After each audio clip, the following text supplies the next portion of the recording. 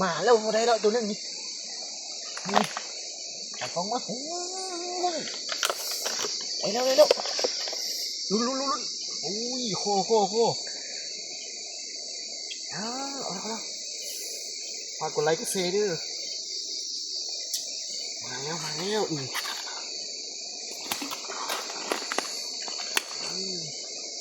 มีโคนะตัวว่างเราเห็นให้ใหญ่นะ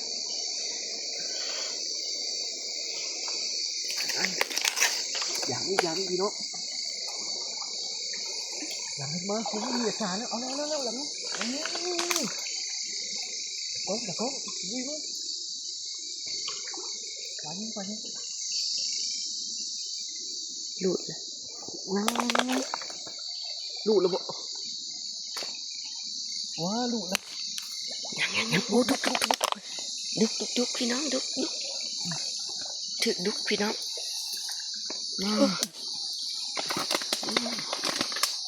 ดุกพี่น้องดุกมาแล้วมาดุกพี่น้องมาดุกไฟพอดีป่น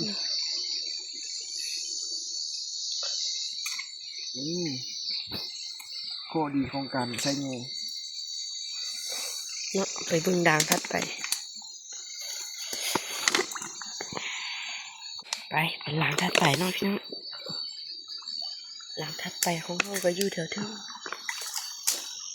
อย่างตัวยืนนี่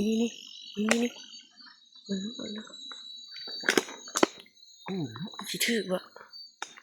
สายคือออกมาเนาะโดนวะนักว่ะมีวะไม่โดนนะพี่น้องหลังนี้บุตรพี่น้อง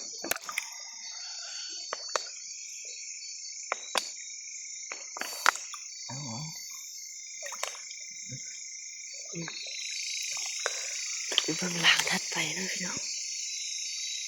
แถวนี้มีบ่นี่นะแถวนี้ก็มีเบ็ดพี่น้องโอ้ปลาเค็งพี่น้องจับเอาปลาเค็งบ่ได้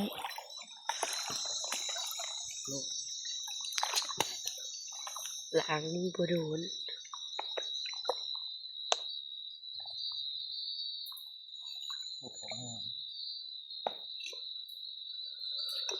ตักถึงถึงไงพาเงาะมันกระพันบ่ได้เลยสับเลยเอาลงจุ๊บคุบเอาก็ได้เบิ่งทีนี่เบิ่งเอาเสียดนี่เบิ่งยิงเสียเอาน้ำปรมาจารย์จะจับปลาเข็งให้เบิ่งจะทิ้งนะพี่เอาเลยจับปลาเข็งนะตอนนี้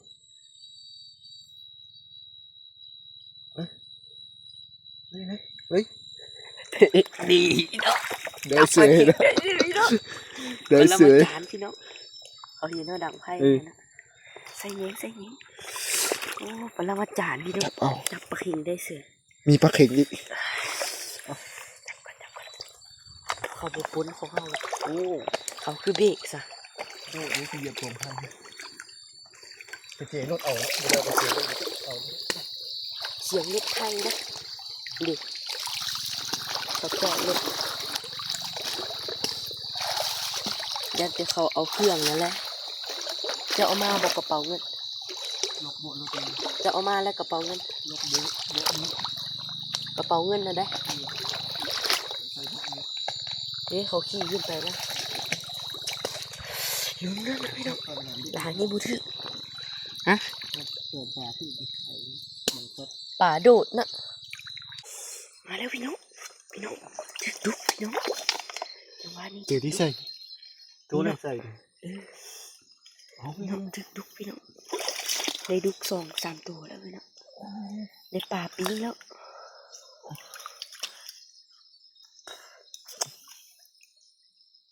มาหันซื้อพี่น้องเสียบข้อพุ่มเลย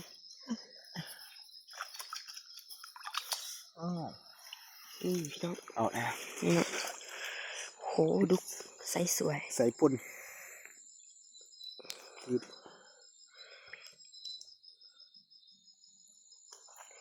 ใส่สวยนะคุณเบ็ดเฮายังอยู่ทั้งพี่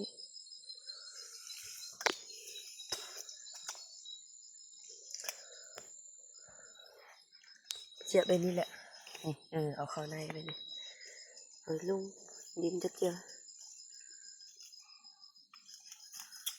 โอเคเดินทางต่อมีเบ็ดด้วยเราบริใส่แล้วก่อน เลาะไปนะมึงเลยพี่ใส่อยู่ ใส่ก่อนหมดที่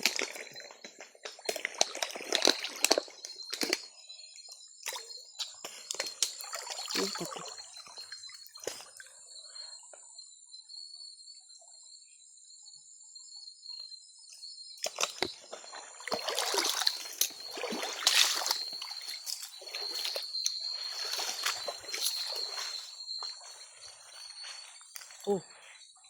เป็นข้ามเป็นข้ามมันตกมาจากกกกันนะมีเล็งข้ามสิ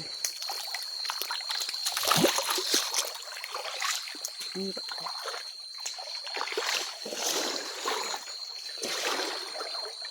นี่เบ็ดเจ้าลาง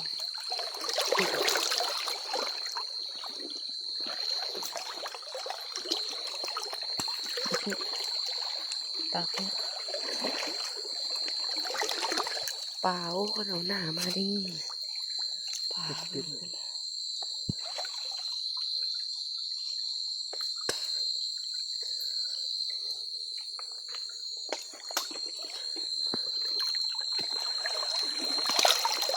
มึงปลาปุก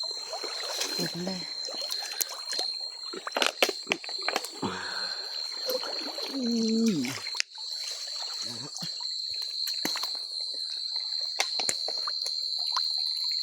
มีอาการอะไร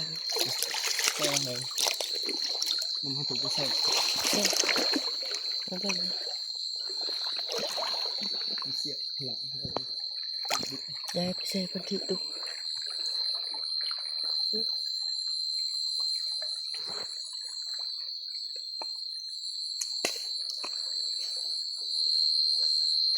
เนื้อร้อนมาตามเด้อ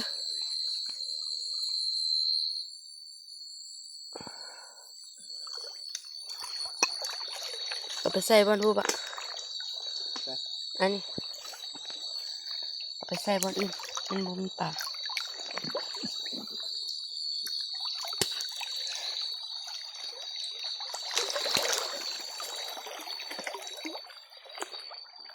ขอนตัวไม่ใส่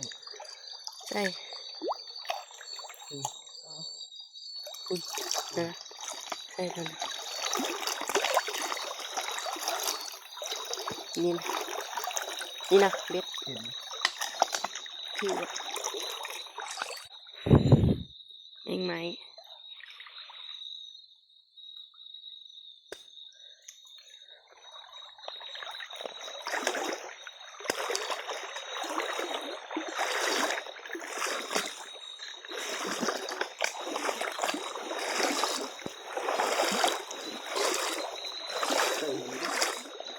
ใส่แทนนี่แหละใส่บนพุ่มเลยอย่าปลาดุกลอยลงมาแล้วมันมาติด